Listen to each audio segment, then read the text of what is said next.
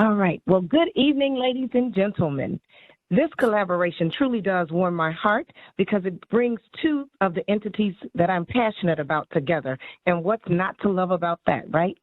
I am Marshette Turner, Director of the Houston Minority Business Development Agency, and it is my absolute joy to welcome each of you to this webinar this evening. Let me apologize for not being on camera first, and secondly, for having to leave. I do have an evening engagement, so I am going to have to jump off, but I promise I'm going to leave you in very capable hands with my team here. Many of you already know Ms. Joni Hall, who brings more than 20 years of experience in organizational leadership and wealth of business acumen to the Houston MBDA. And we couldn't be more proud to have added her to our team. And then we have Mr. Austin Tenette, a certified executive leadership and business coach who also serves as our entrepreneur in residence for the Houston Minority Business Development Agency. We have a couple of MBDA team members behind the scenes tonight, and they are Ms. Jessica Vasquez, who serves as our program coordinator, and my right hand, along with Ms. Tanya McGilbra, who's one of our business advisors and our alumni client engagement specialist. So thank you so much to my MBDA team for availing yourselves this evening. I do appreciate each of you. Now let me go over a few housekeeping rules and then we'll jump right in. First, this session will be recorded and made available to all registered participants within the next 24 hours. Second, you will be muted throughout this presentation, so we ask that you type any questions you have into the Q&A feature or into the chat, either one works, and then Jessica and Tanya will ask our presenters those questions that you type into the Q&A feature or into the chat when we get to the Q&A portion of this evening. That's it for me, but before I turn it over to Ms. Joni Hall, I certainly want to acknowledge and thank my North Harris County Alumni Chapter President, Soror Tricia Mays Johnson. Hey, Madam President, again, I do apologize for not being on camera, but I've had some technical difficulties this evening. No problem. I first wanted to thank you for this collaboration. We don't take it lightly nor for granted because we realize you could have chosen to partner with any other organization, but you chose MBDA, and for that, we're grateful. Hey, all my sorors. Hey. Now I'm going to turn it over to Miss Joni Hall. Hard to make the distinction, huh? But turn it over to Miss Joni Hall, who serves as a business trainer for the Houston MBDA. So Ms. Hall, take it away. All right. Thank you so much, Director Turner, and good evening. It's a wonderful, warm Thursday night. It's a wonderful evening to learn about women entrepreneurship. I want to thank North Harris County alumni for being our North-Northwest Connect. I will graciously turn over the mic here to Tricia Mays Johnson, President of North Harris County Alumni. And after her greetings, we will have Dr. Monica L.C. Brown, who is the Social Action Chair, for greetings on behalf of the Social Action Committee in which we partner with tonight. Thank you, Ms. Hall, and thank you, Director Turner. I am Tricia Mays, President of North Harris County Alumni Chapter of Delta Sigma Theta Sorority Incorporated, and I bring you greetings. We are excited to partner with the Minority Business Development Agency on this event, and we thank each of you for joining us tonight. Since our founding in 1913, Delta Sigma Theta Sorority Incorporated has distinguished itself as a public service organization that boldly confronts the challenges of all Americans. In realizing its mission, Delta Sigma Theta Sorority Incorporated provides an extensive array of public service initiatives through its 5-point programmatic thrusts of economic development, educational development, international awareness and involvement, physical and mental health, and political awareness and involvement. The discussion tonight lines up perfectly with our initiatives. So I want to thank you again to MBDA for this opportunity to partner with you on this relevant topic. Next, I will introduce you to North Harris County Alumni Chapter Social Action Chair, Dr. Monica L. Cook Brown, who will bring you further greetings. Thank you, Madam President. Mays Johnson. Good evening. I am Dr. Monica L.C. Brown, Social Action Chair for North Harris County Alumni Chapter. Welcome to Let's Talk Women Entrepreneurship to discuss the resources and information related to Legislative Bill H.R. 2689. I want to thank the Minority Business Development Agency for partnering with NHCAC to help promote and educate our communities about the power of this bill. As Madam President said, Delta Sigma Theta's first public act in 1913 was the Women's Suffrage March, and our members have been advocating, promoting, and educating our communities of the importance of this legislative bills to fight for the rights of Black people. We are excited about this partnership and look forward to learning the power of this bill. I will turn the mic over to Ms. Joni Hall and Austin Tenette. Thank you. All right. Thank you so very much, ladies. If I could go ahead and have the screen progress, please. Next slide. Next slide. Next slide. All right. Awesome. Thank you so much, Jessica. They believe they can succeed.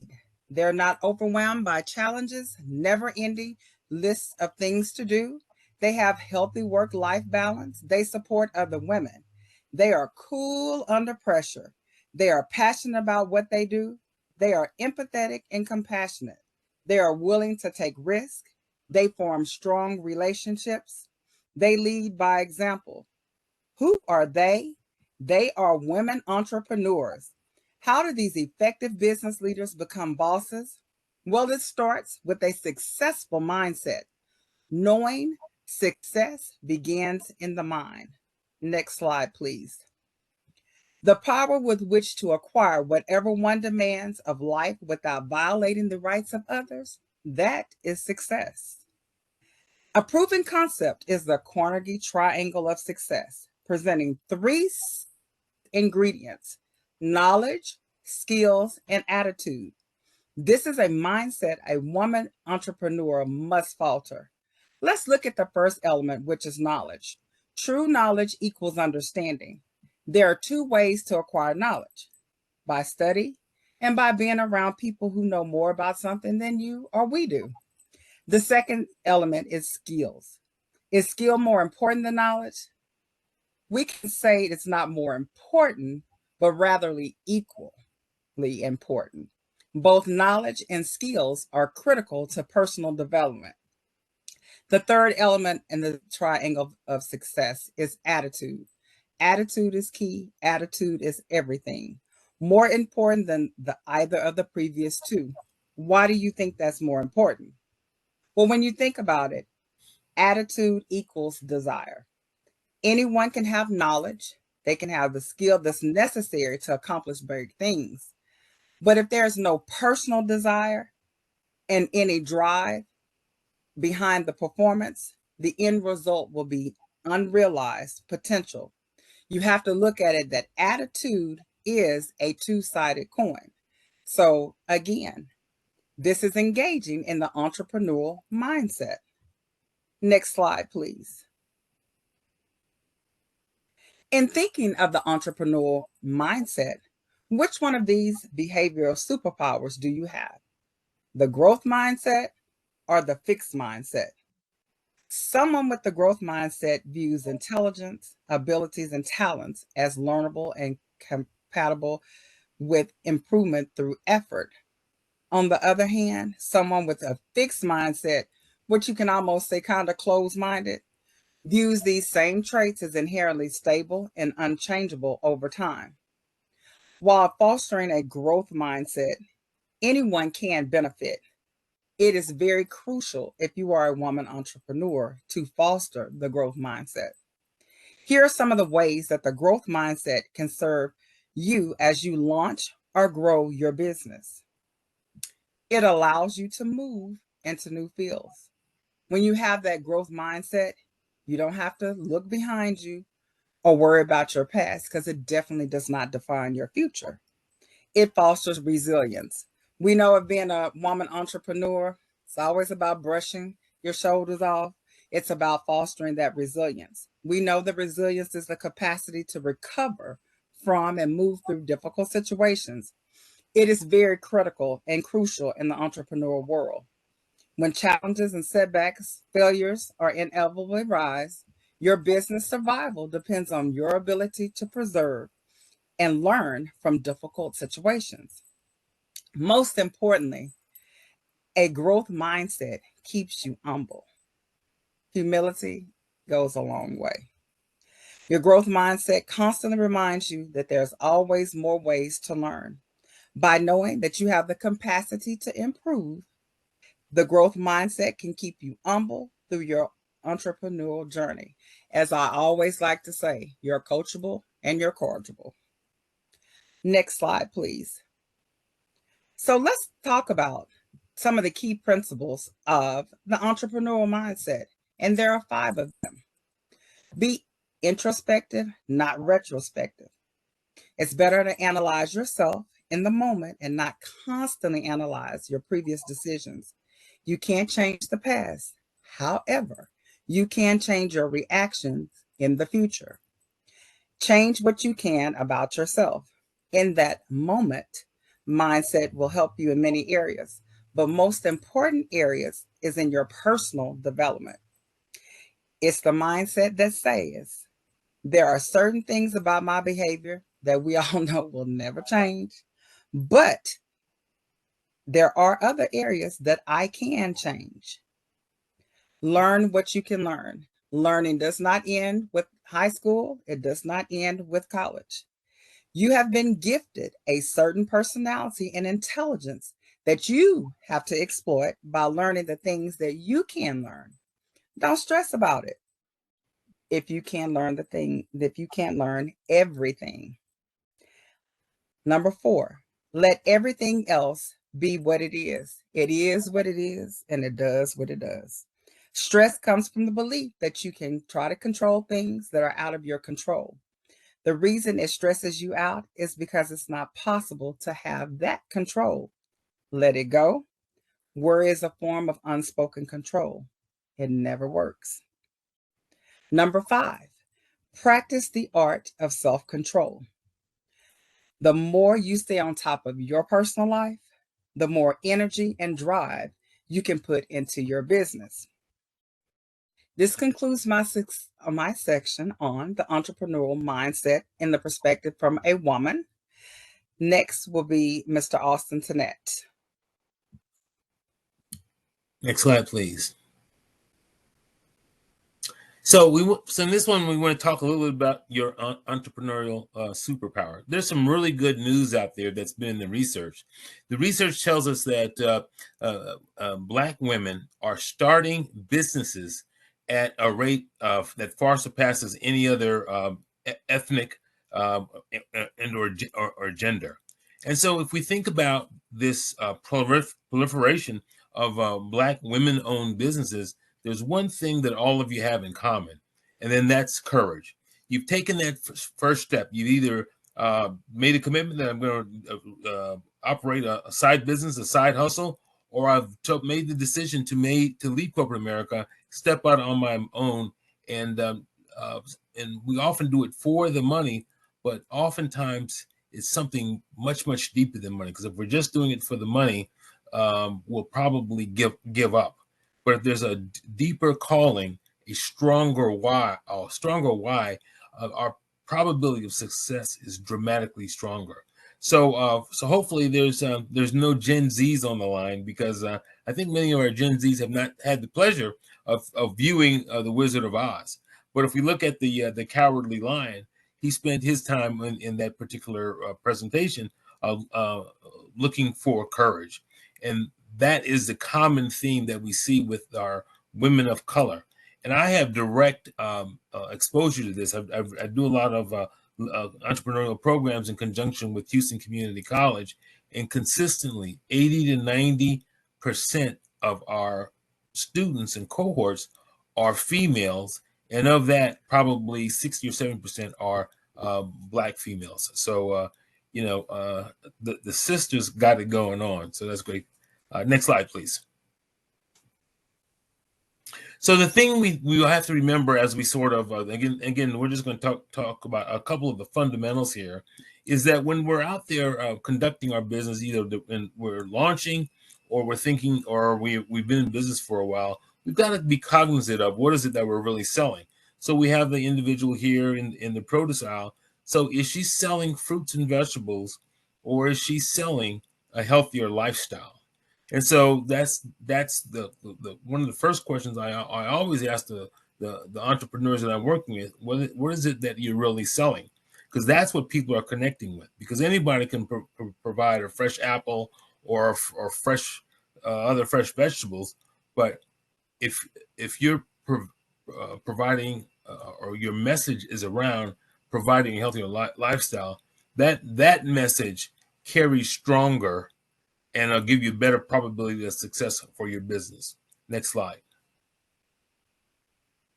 And one of the other things that's, again, foundational concept is principle is understanding who your ideal customer is. So the ability to gather customer intelligence, and there's four or five ways that we do that by first understanding the demographics, age, gender, educational achievement, those kind of things. I talk about demographics as anything that you can find in a database somewhere, and then of course the geographics. Where do your clients live and or do business? Is it something local, regional, statewide, countrywide, or are you doing something that's global or international? And then psychographics, and this is really where the payoff is. Our ability to understand what people dream about. What do they aspire to be? What do they fear? What is it that drives them to make certain purchase decisions over others? Now, of course, because psychographics information on our desired client group is very, very challenging to get. But if we're able to spend some time and figure it out, then we'll have a much, much better probability of success because we've connected at a much deeper level than something transactional. We can help them to connect with their mind and their heart. And once we do that, we have an exceptional opportunity for great success. Next slide, please. And the thing that we can never forget, no matter how much we love our product and services that we like to offer to the marketplace, we can never forget. We have to be cognizant of everybody's favorite radio station, WIIFM. What's in it for me? So in our ability to take understand our product, our ideal client base, and then be able to articulate what's in it for them, that'll continue to increase the probability of success. So being able to articulate what is your why. If anybody has read the book by Simon Sinek, Start With Why, he's a very big proponent of people don't buy what you do, they buy why you do it. And over the years, I've just heard some phenomenal stories from entrepreneurs, just like many of you on the phone here, of why they've chosen to sell or promote one product or service or another one. Maybe they had some sort of interaction or issue when they were younger in their careers, or when they were maybe even not toddlers, but in grammar school. And it's something that stayed with them for decades. And now they have an opportunity to sort of flip the switch or move the needle on correcting that problem that plagues the world. Being able to articulate how you are different, why should people do business with you, how are clients better off after working with you. So in the workshops and the technical assistance that we provide via the MBDA, these are the kinds of questions we would challenge you to answer and help you find answers to as you go about launching your business in a way that's going to create higher levels of probability of success. Next slide. All right, and that would be back over to me. So what we're going to talk about next are ways to identify more business opportunity. There is no magical formula. This one, in talking to minority business owners and including women, have found that just having those conversations with clients, potential clients, looking out at trends in the industry, they were able to identify more business opportunities. So number one, listen to your potential clients and past leads. When you're targeting potential customers, listen to their needs, wants, and their challenges and frustrations with their industry. They have sometimes a better plug than you do as a business owner, because sometimes as an owner, you can't be at every place and everywhere at all the time. So the questions that you can ask them: have they used similar products and services before? What did they like? What did they dislike? Why did they come to you? What are their objections to your products or your services? Number two, listen to your customers. While you're talking to your customers, listen to what they're saying about the industry, products, and services. Questions that you can ask them: what are their frequently asked? What are some of their frequently asked questions? What are their experiences? What are their frustrations? What are their feedback, and what are their complaints? This valuable customer information will help you identify key business opportunity to expand, develop your current products and services. Look at your competitors. Do a little competitive analysis, but don't do a competitive paralysis though. See what other startups are doing, and more importantly, not doing. Where are they falling down? What are they doing right? What makes a customer go with them over you? Analyzing your competitors will help you identify key business opportunities to expand your market research and develop your products and services. Number four, look at industry trends and insights. Subscribe to industry publications, join relevant associations. You can even do something as simple as doing Google alerts on key industry terms, news, and follow other industry experts on something that's free, social media. Absorb yourself in your industry and continually educate yourself on the latest techniques and trends. Next slide, please. Next slide, please.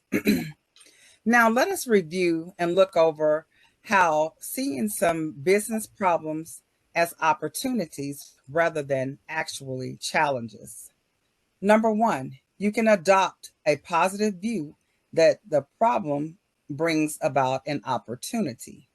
What this means is people who see problems as negative to overcome are doomed. They're just not going to be able to get past that. So this saps the passion and the energy, and it limits their thinking to success. Number two, openly acknowledge current challenges to your business. A lot of business leaders see problems as a burden, and they tend to want to hide them or sweep them or just outright ignore them until a crisis actually hits.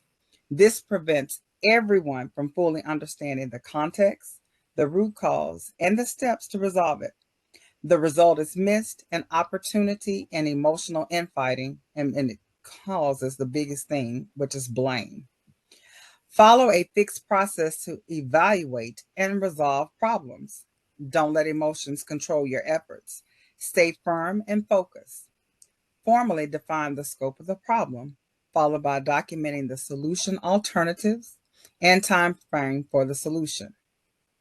Number four, which is very hard for people who tend to believe that they are, and like people like myself sometimes, avoid perfectionism.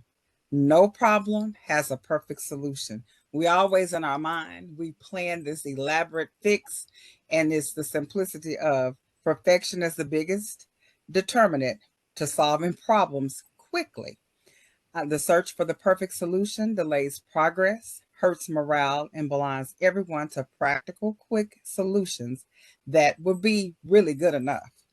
Number five and final, tap into the collective intelligence around you. It's kind of, again, another free thing. Too many business leaders fear that asking for help will make them look weak. I do urge you to take advantage of business advisors like ourselves at MBDA Amplified at HCC for free. Um, Take the expertise from your mentor and direct communication with customers. They will respect and trust you for sharing, and you will get real insight from different perspectives. Which is key in business is building relationships with others, and effective listening are the keys to utilizing the intelligence around you. Mr. Tenette is next. Thank you so much. And as we round out here, I want to kind of piggyback on that. Your last bullet point, tactic, collective intelligence. Next slide, please. As we, I think our former President Obama said a lot of things that were memorable, but the one that really has always stood out with me when he made this comment that was very controversial to the guys on the other side of the aisle, when he made the comment that, you know, none of us got here to our level of success by ourselves.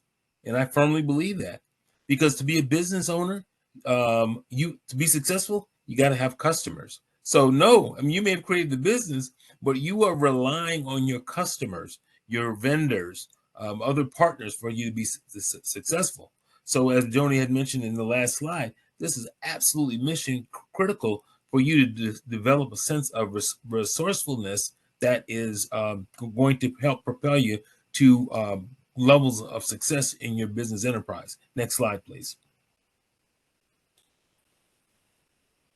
So when we talk about resources, for those of us that live here in the greater Houston area, I cannot think of a better entrepreneurial ecosystem than what we have established here in the greater Houston area. So when we think about where can we go for resources, there's the SBDC, Small Business Development Center, Houston Community College, our agency, Minority Business Development Agency, and then there's tons of other accomplished professionals that are in the area, whether they're leading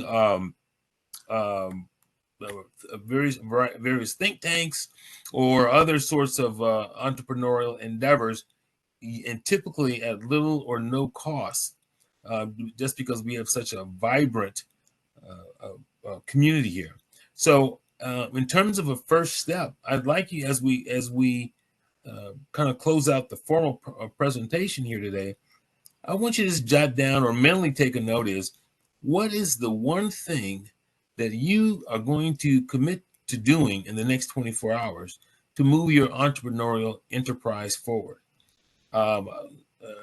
Because I'm closely attached to MBDA, it might be as simple as just giving us a call to schedule a one-to-one conversation with one of the advisors, so you can chat about your business opportunity. If you're still in the ideation phase, you haven't really said, this is the business I'm doing, but give us a call and we'd be happy to walk through that with you. This is what Joni and I do throughout the week, along with Tanya, and we just help people just get grounded, help them look at their ideas from different points of view, because that's how we get better. And I'll leave this. I'll leave this final point before we go into Q&A. And this is a quote that came from Bill Gates, founder of Microsoft. I refer to, because I'm a business coach, I refer to him as the godfather of the business coaching industry. But in a comment he made 6 or 7 years ago was, he said, everybody needs a coach. He says everybody needs somebody on their team that can challenge their way of thinking, help them think about things in different ways, and most importantly, hold them accountable to the things that they said that they were going to do. And on that note, I'll turn it over so that we can begin our Q&A session. Okay. Can we get the next slide? Okay. So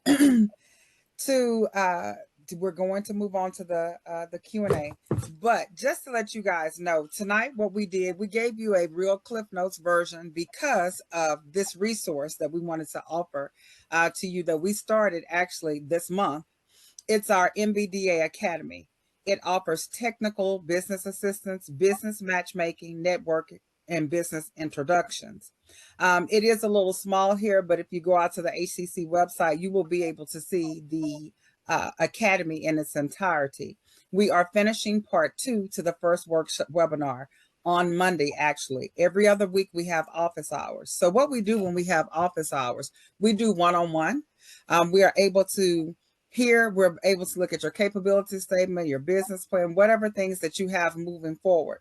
We also want you to come with your questions so we can make sure that we are a good fit. We have 2 parts to MBDA. We have MBDA and we have MBDA Amplified, where we work with business under certain financial threshold. So we will get you with the right place. If we're not the fit for you, we'll try. But definitely, this is a free resource. If you complete the academy, there will be a certificate at the end, with the hope that we can do some matchmaking for you, help push you into some of those certifications that you saw, that we have out there that you can possibly get into. So I do see some questions have gotten started in the chat. If we'll go ahead and have either Tanya or Jessica read them. So either Austin or myself. I think these probably will be for Austin, but we'll see.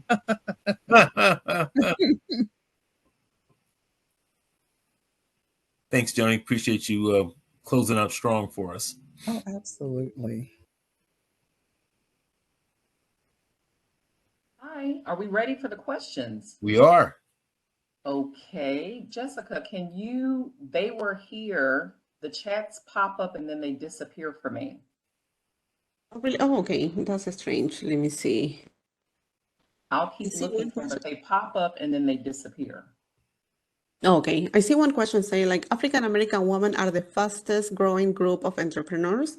What are suggestions for Black women to access long-term funding resources and solutions that will allow our businesses to grow and thrive? So it's interesting. This first of all is a great question, and I will tell you I've read some other related research, and that is really the biggest challenge to entrepreneurial success for all people of color is access to capital. And so there's no one solution across the nation that works. But what we do see is that you have possibilities with grants that certain agencies are making available. And then I'm going to challenge you to be a little bit more creative about how you go about funding your business. And this is things like maybe you create a joint venture or partnership with a firm that can, that can maybe provide some financial backing or resources to you while you provide some sort of technical resource. One of the things that the traditional MBDA offering has been is working with mostly contractors, building contractors or subcontractors, and partnering them with larger prime contractors as subs to partner up on larger projects. And so this funding thing. There's no one size fits all. But what it is going to do, it's going to tap your creativity to figure out how you can get there. And there's a variety of ways through joint ventures, partnerships, grants, and then just aligning with the right people. And of course, I just had this conversation earlier today. There's nothing that keeps you from when somebody wants to do business with you and you tell them, hey, I'm a small business, I'm self-funded, so before I start to work, I'd like to be paid in full up front, or 75% or some fraction thereof. So again, this is an opportunity to tap your creativity. So thanks for that question. I see another question. It says, hi, my name is Kayla Williams, and I am soon to be graduate student receiving my master in speech language pathology with hopes to start my own private practice. The field of speech pathology is not very well known, and thought I would love to start my private practice after finishing school. I am hesitant to start due to the lack of knowledge on the field. My question is, how would you recommend expanding knowledge about the field in order to start up a successful practice? Joni, you wanna opine on that one? Okay. I did not hear all of the question because I was preparing for the HR bill one. Okay, I'll let you. Well, if you want to take that one, yes. I got a couple ideas. So okay. First of all, congratulations on the soon to be received master's. No substitute for education. In fact, Bill Gates, not Bill Gates, but Warren Buffett, one of the world's most wealthiest people. One of his mantras is the best investments we can make is investing in ourselves through education, exposure to different opportunities, those sorts of things. So the thing that I would maybe suggest to you, and this may be a tough one because I know you Delters are driven, but I would seek out somebody who's established in the field and ask them to mentor you. So they can mentor you on what it takes, what it takes to run a business, how you might go about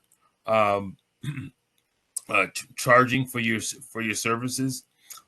If you want to go out on your own immediately, that same individual, that same professional, might be a way for you to work with them, and sort of get your experience and get your feet grounded. If it was me, knowing what I know now, I would approach practitioners who are on their way to retirement, and I would sit down and try to work out a deal with, hey, I'll work with you for X number of years, with the whole goal of you selling me your practice at a certain point in time at a predetermined price. Because the beauty of that is, you show up, you've got a little bit of income, and then now you're learning the entrepreneurial way on somebody else's dime. This individual is teaching you how to run their practice. And so those are a couple of different ways, and happy to have a longer conversation with you if, because our contact information will be provided. Hope that helps. Yes, I see another question. It says, can you give us some insight on the HR 2689 bill that was introduced by Congressman Al Green? Oh, absolutely. So the HR 2689 Minority Resiliency Act of 2021, this bill permanently authorizes the Minority Business Development Agency, which is the MBDA, and requires the MBDA to promote and administer programs to assist and develop minority business enterprises, i.e.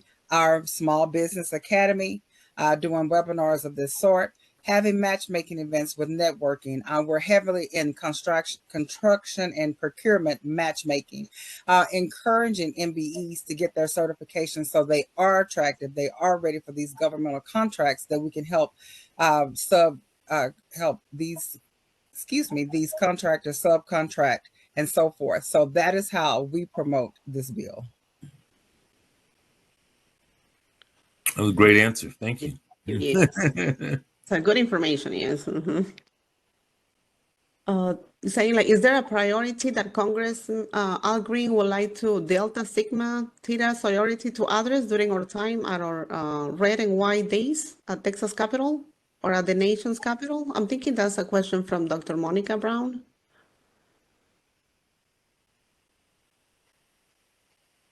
Okay. Is there a priority?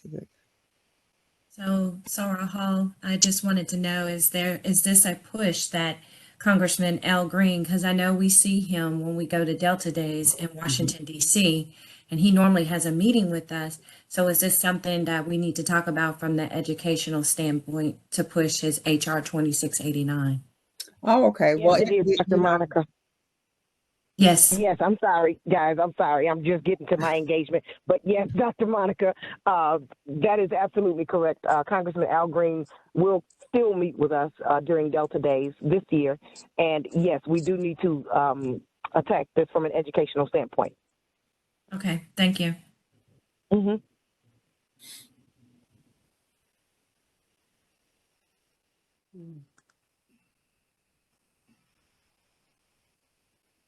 So let me. I see the chat room questions are slowing down. So let me reiterate my challenge. So we went. We had it was a brief discussion here today, but based on what we've shared, what I'd like to hear some commitments that you're making to yourself to advance your business. Maybe take that next step. What might some of those things be? Mm-hmm. It's because the journey of 1,000 miles starts with the first step, right?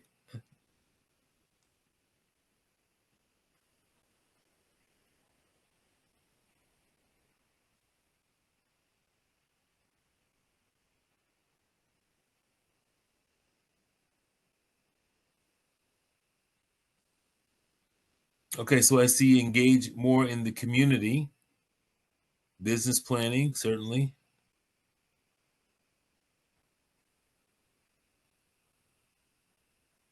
There's one that is saying like the person just submitted, the application for SBA 8A certification today. So I think that's good. Absolutely. That's That a is great awesome. Yeah. That's great. Very awesome. Stop leading with doubt. Yes, my picture of the Cowardly Lion and his search for courage. Absolutely. So Yvonne, continued research. I love it, but let's not suffer from analysis paralysis. We talked about it earlier. Do not seek perfection. Sometimes good enough is enough to get started and get going.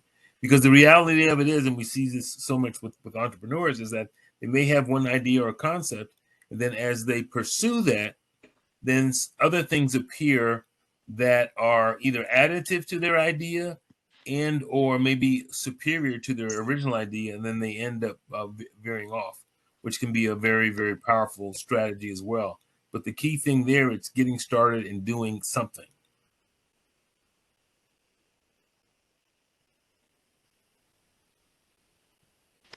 And people are asking also, what is the 8A certification? What is the 8A certificate?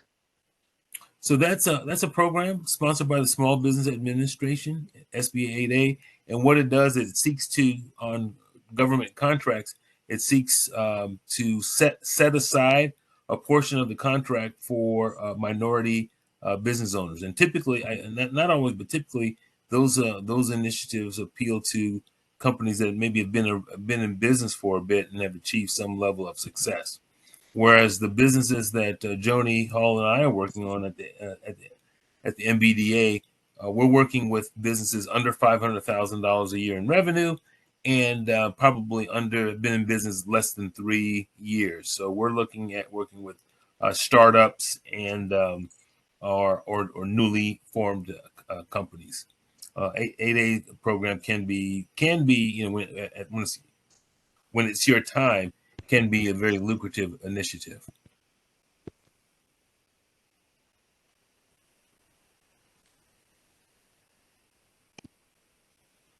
Continuing to network, absolutely, very, very powerful. And I would extend that a little bit to make sure that you're networking in the right circles. So you're networking with people, associations, groups that that will help you extend what it is you're trying to do from a entrepreneurial perspective. Okay. I love this. Attend more chamber and that's great. Chambers are great places to connect with people. They can be okay places to develop your business, but probably the best outcome that comes from the chamber is just it helps you to become known in the community as a supporter of community activities and efforts.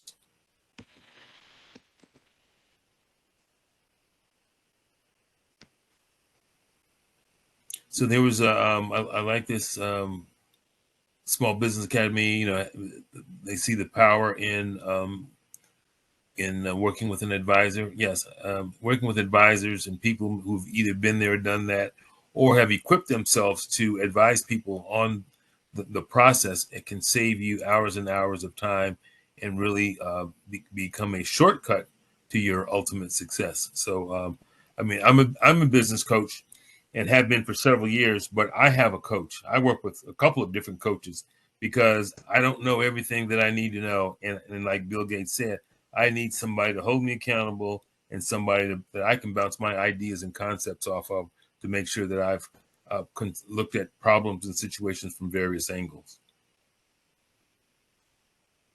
What else do we have there, Jessica? People were saying like they just want to like thank the sponsors and hosts, for this event. And other people were saying like I registered for more corporate suppliers diversity programs maybe that are available. Yes, and so with this, the corporate supplier diversity programs, typically there's some sort of typically they're looking for some sort of certification, and so as Miss Joni was talking about earlier, if you were to attend our MBDA academy, these are the things that we're covering is how to get certified. We don't grant certifications, but we are going to give you the building blocks to help you achieve certification based on what you're selling and based on those entities that would typically buy your services. So it's there's dozens and dozens, if not hundreds, of different certifications that are out there. So you could spend your life just getting certified. So I think the key thing is to figure out what it is you're selling, who you would like to sell it to, and then understand what small business certifications they accept as the filtering mechanism. Okay. And people also were asking how they can schedule a business consultation with you two, with Miss Tanya and Mr. Austin. Okay. There's our email addresses on this particular slide, so you can do that, or they can call the office and just leave a message that they'd like to set up a time to talk. And Jessica, would you be so kind as to give them the office number? Yes, I'll do that. Mm-hmm. Okay, so just to reiterate, our office hours are every other Monday. This coming Monday, we will be actually facilitating a webinar from 10 to 11, and you can go out to the website and get registered. We would like to see, because again, what I talked about, the entrepreneurial mindset, that was just a little fraction in what we covered the previous Monday. What happens is when you send us an email, myself or Austin will respond to ask a couple of questions, because we want to know you before we talk to you, because we want to make sure we're able to help you or answer the questions that you might have, because again, sometimes might not be our office that handles what you're looking for. So go ahead and initiate that email. I will reply, or Austin will reply, and we will give you the office time. We do our meetings via Teams. So if you are not versed with Teams, it's just as similar to Zoom.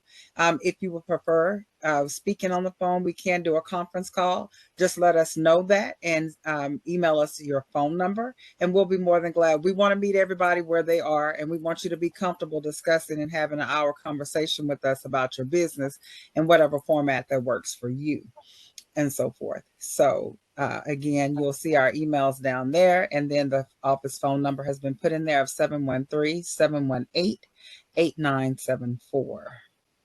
Please, please, please join us for our Business Academy. It has been a pleasure for Austin and myself to put together the information that's in alignment with what the MBDA and the bill we've talking about, to help get you some great matchmaking and networking. Networking takes you a long way. It's not the simplicity of just sitting on the webinars, but you have to make that step to network, to put yourself out there, to have the courage to be out front, making it happen for your business. Okay. Yes, I don't see any more questions. I was wondering if maybe we can just wrap up. So are there any final remarks that you wanted to say, Ms. Joni, Mr. Austin? Well, first of all, I want to thank the participants here this evening. I know that we all lead relatively busy schedules, and to create an hour on a Thursday evening, that's that you've taken that away from other things in your life, probably family and related activities. But again, these are the kinds of sacrifices that aspiring entrepreneurs make. We've got to figure out a way to balance our lives. I was giving a workshop. I'm chuckling because I was giving a webinar workshop last week, and one of the participants says, "Hey, how do I maintain my main job while chasing my side hustle?" And I said, "Well, hey, I'm not encouraging you to leave your primary job, but what it really comes down to, it's sort of a job of balancing time management, priority management."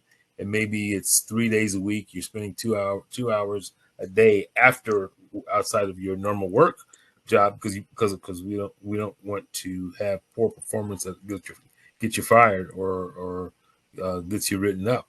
But create some time outside of your normal 9 to 5, commit to that as your time to focus on your business or the launch of your business. And then maybe, unfortunately, you may have to cut into your weekends as well to carve out a few hours to work on it as well. So, so if you take away nothing else than from what we've shared today, at least for me, if you could just understand that, we all got to have the courage to make that first step towards building not just a business, but a business and the lifestyle of our dreams. And again, thank you for attending. Joni? All right. I would like again to say thank you on behalf of the absence of Director Turner. She thanks you guys for supporting MBDA Amplified this evening. We also, I'm going to turn it over, the last words to be from our partners. Thank you for giving us the opportunity and the platform to be able to get the message out about our academy and the women entrepreneurial movement that we're behind. Tricia Mays Johnson and Dr. Monica Brown. You guys will have the final comments, and we are out for the evening. Again, we'll see everybody on Monday, 10 o'clock. Madam President, I'll turn it over to you. I'm good. Okay.